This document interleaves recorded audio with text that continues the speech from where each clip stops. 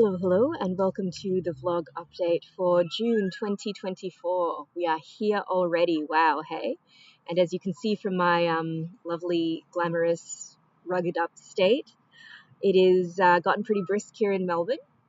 I am actually wearing the beanie, aka toque, and it's not a scarf, it's a cowl. That's right, a closed piece of fabric that Emily made for me a couple of years ago, which is incredible. It's soft and warm, and I love it so much. And it's very fitting because I actually finally managed to catch up with Em yesterday. We met up for lunch and had a nice long chinwag about all of the news that is happening in both of our lives and stuff. And she is doing well, which is great.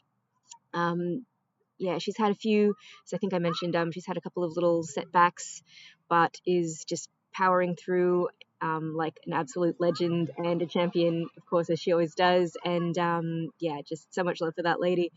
And so it was really, really wonderful to catch up with someone so dear to my heart yesterday.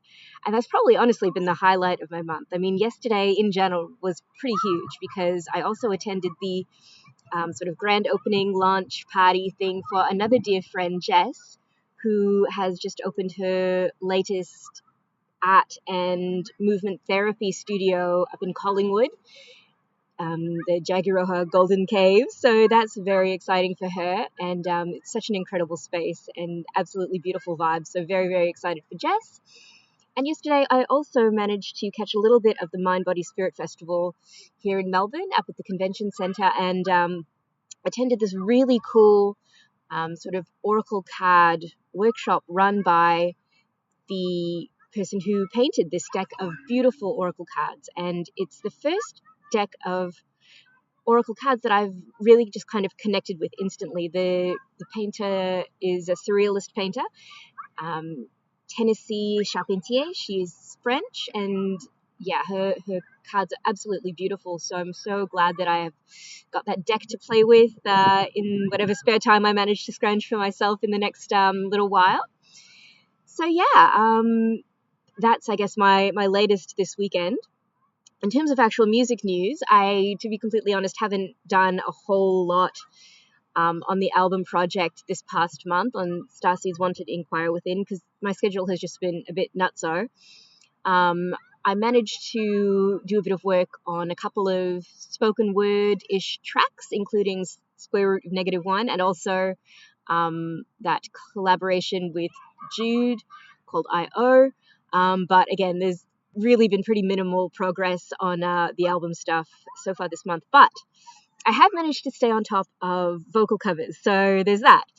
I've got actually already uploaded to YouTube and scheduled to release on the relevant dates the next 4 weeks worth of vocal covers. So that's good. That's one thing I don't have to stress too much about.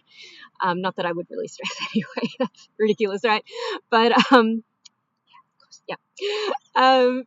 we always find the silliest things to stress about, don't we? We always find something, no matter how irrational it is. But yes, that is at least one self-imposed requirement, commitment that I don't have to worry about for the next 4 weeks because I have the vocal cover sorted and ready to go. This Friday, I have got a piece that is a recent release, well, recent-ish, it was released this year, from an Australian artist. I'm not sure how to pronounce the artist name or the project name.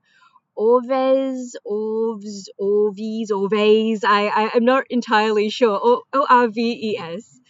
Or maybe we're not supposed to pronounce it at all, and just the music is meant to sort of populate your own concept of it in your psyche. Who knows, right? The song that I am covering from that project is actually, I guess that wouldn't be too far out. It's again, I love this song. It's called Glass Class, and it's one that actually, another one that I struggled to hypothesize lyrics for. So I'm sure you've noticed this, especially if I pick a kind of non-mainstream, kind of very niche underground kind of artist. There often aren't lyrics available online, so I have to try to figure it out by listening to it, and I am notoriously, comically, hilariously bad at that, especially with this particular artist. So we'll see how I go with that, or how I've gone with that, because I've already recorded it and set it to release to YouTube this Friday morning.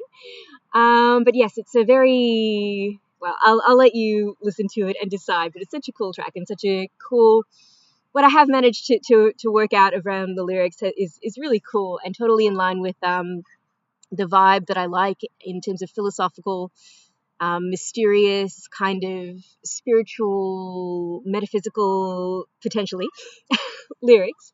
So there's that. And it's another one where I've also played around with different octaves and vocal registers. So kind of like that one I did a couple of weeks ago, J Potter, Make It With You.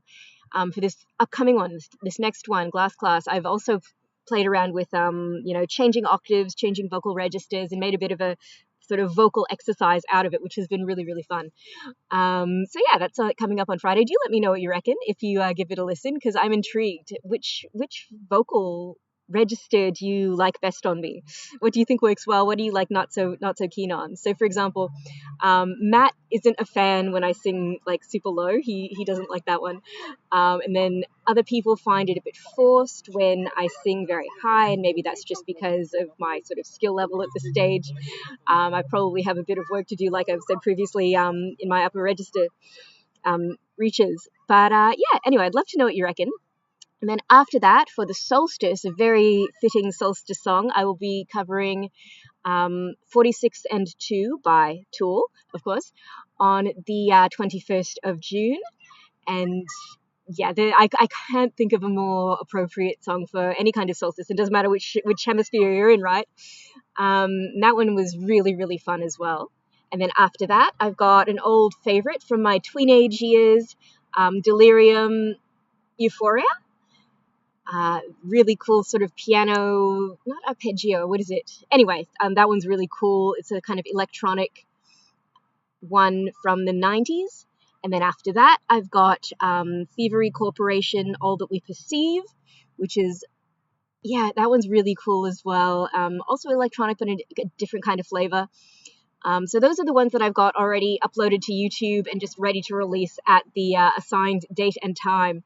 I always, I'm not sure if anyone has noticed ever, except for me, but I always have them set to release at sunrise on the Friday, whichever Friday it is. So every time I upload something new to YouTube, I have to go look up when exactly sunrise is going to be where I am. And yeah, I know I'm a weirdo.